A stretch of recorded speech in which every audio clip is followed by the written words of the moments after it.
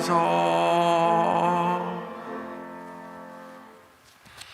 여러분들이 이제 아마 오늘 성경 본문을 읽으면서 의아하게 생각하시는 분들이 있을 것 같습니다. 지난주하고 본문이 동일하기 때문이죠. 그런데 오늘은 하나님의 음성이라는 그 주제 가운데에서 오늘 본문을 계속 다시 한번 살펴보고자 합니다. 주님의 은혜, 평화가 여러분 가운데 임하기를 빕니다. 참담한 일들이 많이 벌어지고 있습니다. 아프가니스탄에서는 20년 동안 주둔했던 미군이 철수하면서 탈레반이 돌아왔습니다. 그 아픔과 시련의 땅에 또다시 커다란 혼란이 일어나고 있는 것을 우리는 바라볼 수가 있습니다. 여성들의 인권이 유린당하고 폭력이 일상화되어 가고 있는 참담한 현실의 모습을 그들이 나타내주고 있습니다. 우리 정부는 위험 속에 뛰어들어가 위기에 처한 대한민국 기여자 378명을 구해왔습니다. 설당을 잃어버린 이들이 죽음의 고통을 겪지 않도록 도와주었던 그 손길이 우리 마음을 따뜻하게 하는 것을 느낄 수가 있습니다. 웰스라는 사람이 풍자적으로 다음과 같은 이야기를 하였습니다. 어떤 대정승이 습관적으로 기도를 많이 했는데 한 번은 실제적인 어려움을 겪으면서 그가 기도실에 들어가서 두 손을 모으고 하나님 앞에 기도를 드렸습니다. 근데 갑자기 하나님의 음성이 들려오는 것이었습니다. 그래, 내가 무엇을 도와줄까? 라는 이야기. 그 음성을 듣고 그 대정승은 그만 실신해 버렸다라는 이야기입니다. 왜냐하면 그는 늘 습관에 젖어서 매일 이를 닦는 것과 같이 기도실에 들어가서 기도했지만 하나님의 음성이 들려올 줄을 전혀 생각하지 않았다라는 이야기인 것입니다. 어쩌면 우리도 이와 같은 모습을 갖고 있지는 않습니까? 기도는 하지만 하나님의 음성은 없다라고 말입니다. 신앙생활이라고 하는 것은 하나님의 소리를 듣고 그 말씀을 따라서 살아가는 것이 신앙생활이라는 이야기인 것입니다. 내 지식이나 내 경험, 내 소원대로 하는 것이 아니라 지금 하나님이 나에게 무엇을 말씀하시는가, 그 말씀을 듣고 그 말씀 따라서 우리의 생활을 살아가는 것, 이것이 신앙의 길인 것입니다. 그래서 로마서 10장에 보면은 믿음이라고 하는 것은 어디에서 난다고 그랬습니까? 들음에서 난다 라는 이야기예요. 들어야 믿음이 생긴다 라는 이야기인 것입니다. 리빙스턴이 아프리카 천우아에서 선교를 할 때 아프리카에 대가뭄이 일어났습니다. 물 한 방울 구하지 못한 토인들은 하늘을 향하여서 기우제를 드렸습니다. 이때 믿음의 사람 리빙스턴도 하나님 앞에 기도를 드리게 되었습니다. 그때 하나님께서 그에게 음성을 들려주셨습니다. 위만 바라보지 말고 아래쪽에서 물을 찾아라 라는 이야기인 것입니다. 그 음성을 듣고 리빙스턴은 토인들과 함께 숲을 헤쳐 들어가기 시작을 했습니다. 그리고 정글 속에서 큰 고요뱅강을 발견하게 되었던 것입니다. 그로 인해서 터인들과 함께 집단 이주가 시작이 되었는데, 도인들은 정착하자마자 제일 먼저 하나님을 섬기는 교회를 짓자라고 그들이 이야기를 하는 것이었습니다. 시련이 문제가 아닙니다. 오늘 우리의 문제는 믿음의 문제라는 이야기인 것입니다. 자, 여러분이 처해 있는 상황 속에 여러분 주위를 다시 한번 믿음의 눈을 갖고 둘러보십시오. 반드시 거기에는 하나님께서 예배해 놓으신 무엇인가가 있다라는 사실인 것입니다. 우리가 두려워하는 이유가 어디에 있습니까? 우리가 신앙의 길을 걸어가고 있지만 우리의 의식 속에는 하나님이 계실까? 라고 하는 의심 속에서 하나님의 음성을 듣지 못한 데에서 비롯된다라고 이야기를 드릴 수가 있습니다. 예수님께서도 뭐라고 말씀하셨습니까? 백합화 속에서도 하나님의 보호하심을 볼 수 있고, 또 들의 꽃과 궁중에 나는 새를 통하여서도 하나님의 음성을 들을 수도 있고 하면서 덧붙인 말이 뭐냐면, 하물며 너희일까 보냐라고. 자연의 세계를 통하여서도 예수님이 강조하신 것은 하나님의 소리를 들을 수 있어야 된다 라고 말씀하시는 것을 찾아볼 수가 있습니다. 그럼 하나님의 소리를 듣고 신앙의 길을 걸어가기 위해서 우리는 어떤 하나의 자세를 갖고 들어야 되는가 라는 것에 대해서 여러분과 말씀을 나누고자 합니다.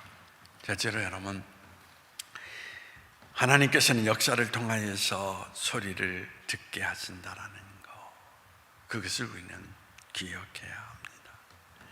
어떤 사람이 말하기를 역사라고 하는 것은 하나님의 계시다. 사람이 생각하기에는 사람의 생각대로 가는 것 같지만 아니라는 이야기인 것입니다. 하나님의 말씀대로 역사는 이루어가고 있다는 것을 우리에게 강조하고 있는 것입니다. 코로나19를 우리가 겪고 있습니다. 2년 전만 해도 생각하지 못했던 사건입니다. 이 코로나19의 사건을 통하여서 인간의 무기력함,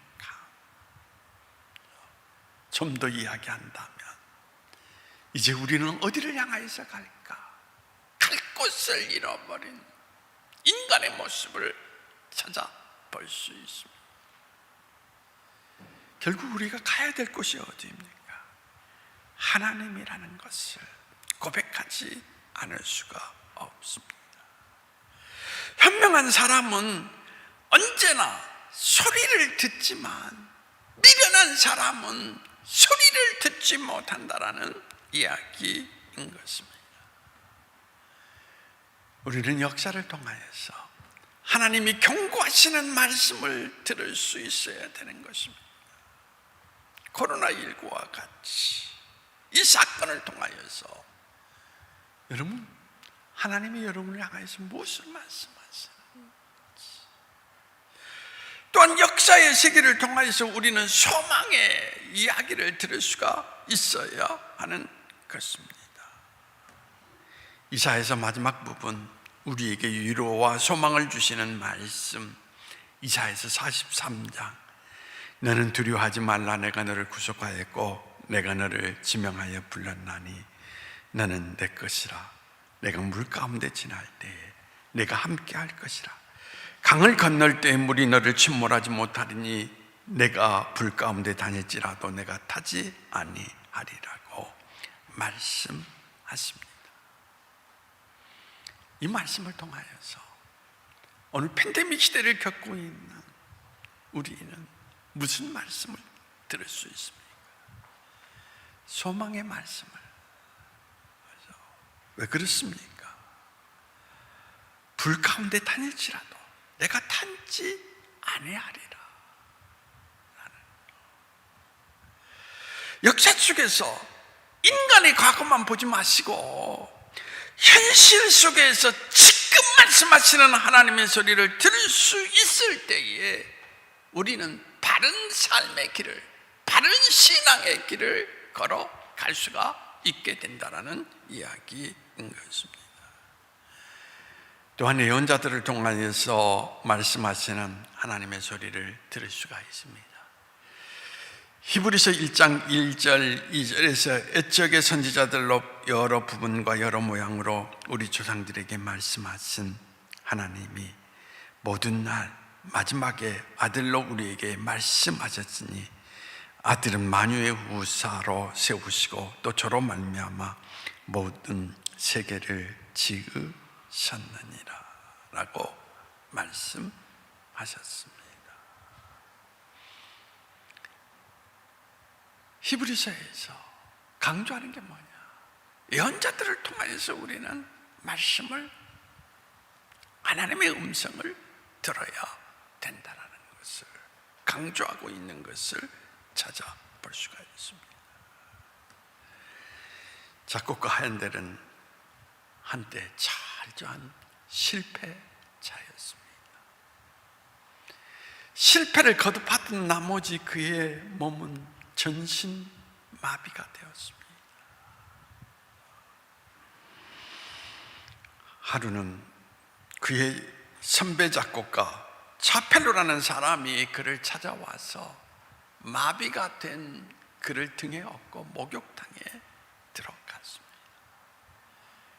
그리고 9시간 동안 그의 몸을 마사지를 해주면서 놀랍게 몸이 회복되었습니다. 그 핸델은 오라토리오를 작곡하기로 마음먹고 하나님 앞에 섰습니다. 그때에 그에게 하나님의 음성이 들려오기 시작을 했습니다. 하나님을 의지하라. 하나님을 의지하라. 너로 하여금 실족치 않게 하시고 그에게 가야만이 내가 잠쉼을 얻으리라. 그 음성을 듣고 큰 영감을 받아서 유명한 메시아를 작곡하기로 시작했던 것입니다. 그는 밤잠을 자지 못하고 영감을 받은 대로 23일 동안 메시아를 작곡을 했습니다. 할렐루야를 작곡할 때 얼마나 큰 감격과 감동이 왔는지 울고 또 울고 울어서 작곡하는 우선지가 다 눈물로 젖어 있었다라고 이야기를 하고 있습니다. 그 후에 런던에서 메시아가 연주되었던 것입니다. 길드라는 사람은 하나님의 말씀은 3가지 요소가 있다라고 하였습니다. 첫째는 그리스도가 바로 하나님의 말씀이다 라고 하였고, 또 하나는 프린터된 성경 말씀이라고 하였고, 다른 하나는 강단에서 선포되는 하나님의 말씀이라고 하였습니다. 오늘도 오늘의 역사 안에서 지금 나에게 말씀하시는 하나님의 음성이 들려지도록 영의 귀가 열려지는 하나님의 종들이 되시기를 원합니다. 두 번째로는 우리는 양심을 통해서 하나님의 소리를 들어야 된다. 임마누엘 칸트가 밤하늘의 별이 반짝이는 것처럼 우리의 마음속에는 양심의 별빛이 반짝인다라고 하였습니다. 우리는 우리의 양심 속에서 말씀하시는 하나님의 음성을 들을 수 있어야 되는 것입니다. 슈바이처 박사의 어린 시절 이야기입니다. 그의 아버지가 목사였습니다. 시골 목사였는데 그 아버지는 시골에서 벌을 키우셨습니다. 하루는 벌을 관찰하기 위해서 벌뚜껑을 열고 보고 있는데 그때 때마침 슈바이처가 우통을 벗고 놀다가 그만 벌에 쏘이게 되었습니다. 그때 슈바이처는 울기 시작을 했습니다. 슈바이처의 울음소리를 듣고 그의 어머니가 뛰쳐나와서 남편을 나무냅니다. 아니, 아이가 우통을 벗고 놀고 있는데 어떻게 벌통을 열 수가 있습니까? 슈바이처의 아버지는 부인에게 내가 잘못했어 라고 용서를 비는데 어머니로부터 꾸지람을 듣는 그 아버지의 모습을 바라보면서 슈바이처의 마음속에 왜 그런지 모르게 기분이 좋아졌습니다.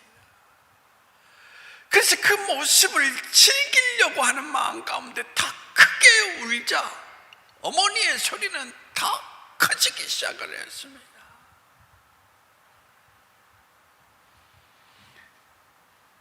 그런데 울다 보니까 아픈 것이 사라졌습니다.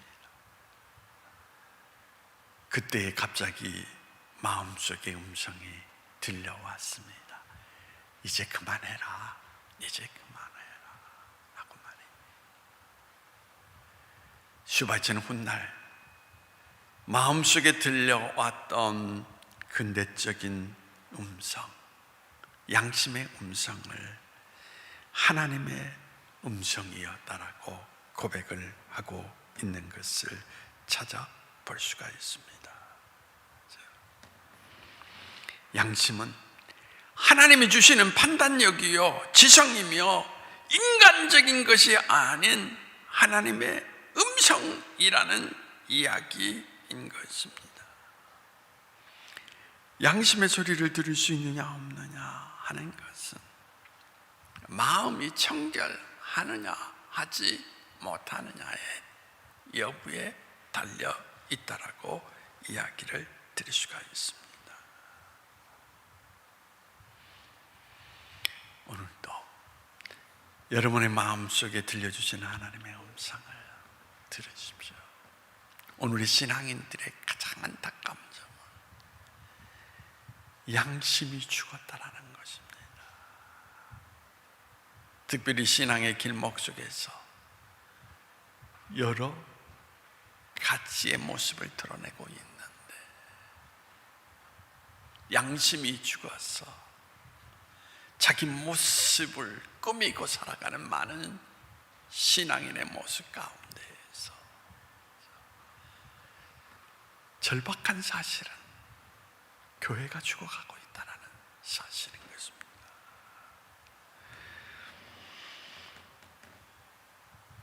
오늘도 여러분들이 여러분을 향하여서 말씀하시는 하나님의 소리 마음 안에서 읽고 그 길로 걸어갈 때에 바로 여러분이 살고 그 안에서 하나님의 역사가 여러분 인생 가운데 드러나는 놀라운 일들이 일어날 것을 확신합니다. 그 다음에 세 번째로 예수 그리스도를 통하여서 하나님의 소리를 들어야 된다 이야기인 것입니다. 하나님의 말씀이 육신이 되셔서 땅에 오셨다라고 요한복음은 이야기를 하고 있습니다. 하나님은 우리와 똑같은 평범한 말로 우리에게 들려주십니다. 예수님이 가버나움에서 병자를 치료하실 때 중풍병자 한 사람을 그의 친구 네 사람이 지붕을 뚫고 예수님 앞으로 내려놓았습니다. 이때 예수님이 뭐라고 말씀하셨습니까? 죄 사함을 받았으니 들 것을 들고 돌아가라.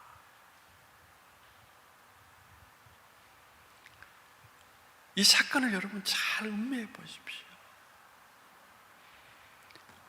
죄 사함을 받았으니 들 것을 가지고 돌아가라. 중풍병자에게는 예수님의 말씀이 하나님의 음성으로 들려지기 시작했던 것입니다. 그래서 환자가 벌떡 일어나 걸어갔다라는 것을 우리에게 나타내 주고 있습니다. 또 성경에 보면 가늠한 여자가 현장에 붙잡혀 나왔습니다. 이때 사람들이 그 여인을 향하여서 돌로 쳐 죽이고자 할 때에 예수님께서 누구든지 죄 없는 자가 돌을 들어 이 여인을 치라 할 때에 성경에 뭐라고 얘기했습니까? 이때 바리새인과 유대인들이 돌아갔다. 왜 돌아갔습니까? 양심을 통하여서 들려오는 하나님의 음성을 듣고 너도 죄인이야.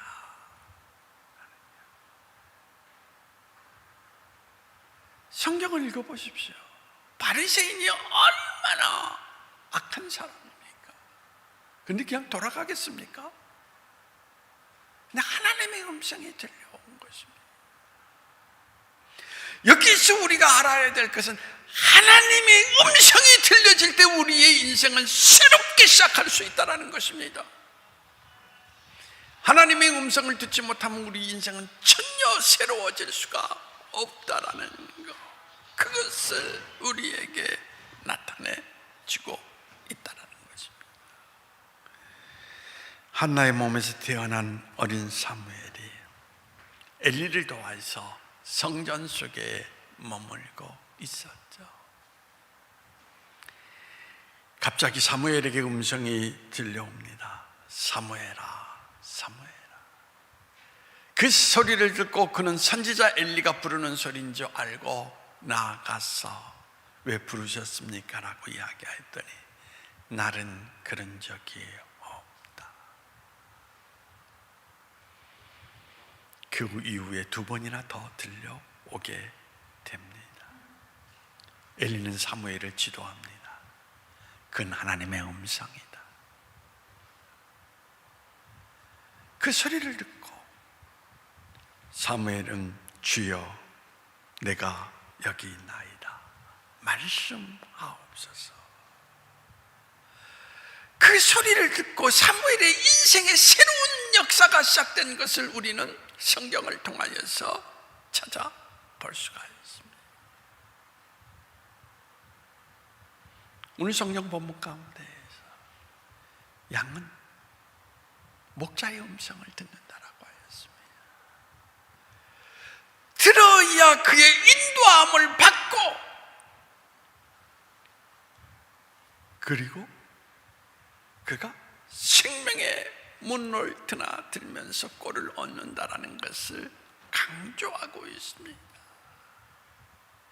양은 음성을 들어야 된다. 그게 바로 살 길이라는 것을 우리에게 말해주고 있는 것입니다. 박쥐를 연구하는 사람의 이야기입니다. 동굴 속에 들어가면 수많은 새끼 박쥐들이 날아다닙니다. 어미가 바깥에서 먹이를 다 구하여서 이제 안에 들어오면 수백 마리의 어린 새끼들 가운데 어떻게 자기 새끼를 찾을 수 있을까? 어미가 동굴 속에 들어오면 그때부터 새끼들은 소리를 지르기 시작한다고 합니다. 어미는 새끼들이 보내는 교신을 통하여서 초음파적인 그 메시지를 통해서 저게 내 새끼구나 라는 것을 알고 그 새끼를 찾아가서 먹이를 나누어 주거나 젖을 먹인다라는 이야기인 것입니다. 마찬가지예요. 우리가 하나님의 음성을 들어야만이 우리는 성령의 인도하심을 받고, 그리고 그분이 우리를 오늘도 이끌어 가시는 길 안에서 우리의 삶을 살아갈 수 있게 되는 것입니다. 결론적으로 이야기한다면 하나님의 소리를 듣지 못하는 나라는 망합니다. 하나님의 소리를 듣지 못하는 교회는 무너집니다. 하나님의 소리를 듣지 못하는 신앙인은 그는 실패자의 모습으로 끝나고 만다라는 이야기입니다.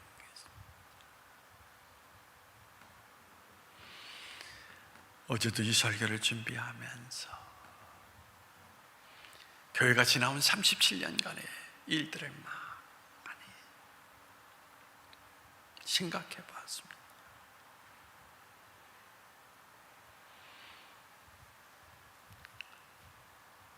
제가 내린 결론은 우리 교회도 많은 아픔을 겪은 이유가 하나님의 소리를 듣지 못했구나, 사람 소리를 내기에 바빴다라는 이야기인 것입니다. 그래서 아픔과 고통 속에 지내와야만 했다라는 거, 들어야 산다라는 거 기억하십시오.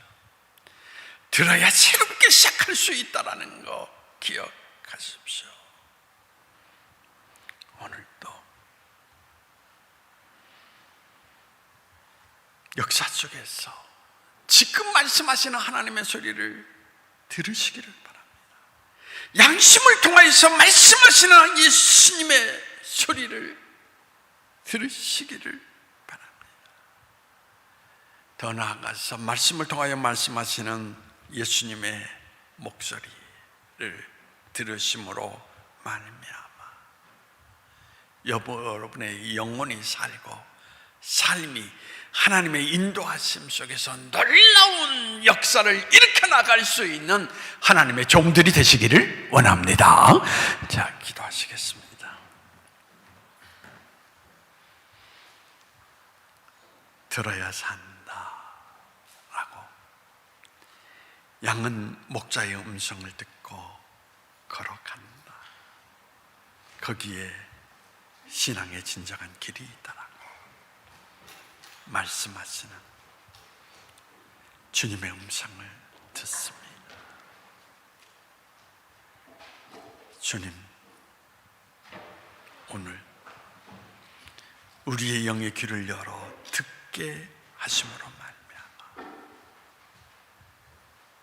민족이 살고 교회가 살고 우리의 삶이 다시 일어날 수 있도록 주님께서 은혜를 허락해 주시기를 원하오며 나사렛 예수님의 이름으로 기도하옵나이다. 아멘.